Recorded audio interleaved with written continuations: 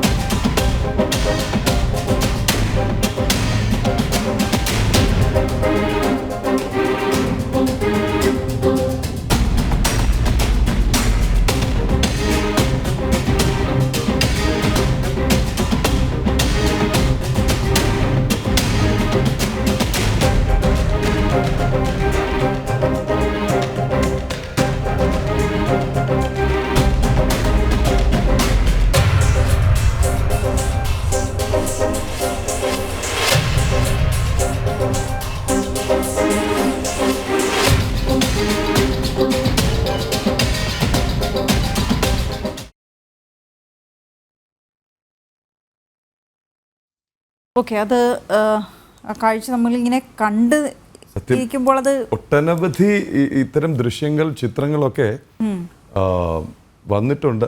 അതായത് ഈ മരിച്ച പല മൃഗങ്ങളുടെയും പോസ്റ്റ്മോർട്ടം നടത്തുമ്പോൾ വയറ്റിനുള്ളിൽ നിന്ന് പുറത്തേക്ക് വരുന്നത്, കാട്ടിൽ മരിച്ചു കിടക്കുന്ന ആനയുടെ വയറ്റിൽ കണ്ടെത്തിയ പ്ലാസ്റ്റിക്, കടലിൽ മരിച്ചു കിടക്കുന്ന വലിയ മീനുകൾ ചത്തുപൊങ്ങുമ്പോൾ അതിൽ പ്ലാസ്റ്റിക് കണ്ടെത്താൻ കഴിയുന്നത്. എവിടെയൊക്കെയാണ് പ്ലാസ്റ്റിക് മനുഷ്യന് കൊണ്ടുപോയി നിക്ഷേപിച്ചിരിക്കുന്നത് എന്നുള്ളത്. ഇത് ധാരാളമായി കിട്ടുന്നത് കൊണ്ടാണ് ജനങ്ങൾ ഉപയോഗിക്കുന്നത് കൂടി ആലോചിക്കണം. അത് നിരോധിക്കാൻ ശ്രമം നടക്കുന്നില്ല. അപ്പോൾ അത് ഉപയോഗിക്കരുത്, നമ്മുടെ കയ്യിൽ കിട്ടുന്നത് ഉപയോഗിക്കരുത് എന്ന് പറയുന്നത് എന്തർത്ഥത്തിലാണെന്ന് കൂടി നമ്മൾ ആലോചിക്കേണ്ടിയിരിക്കുന്നു.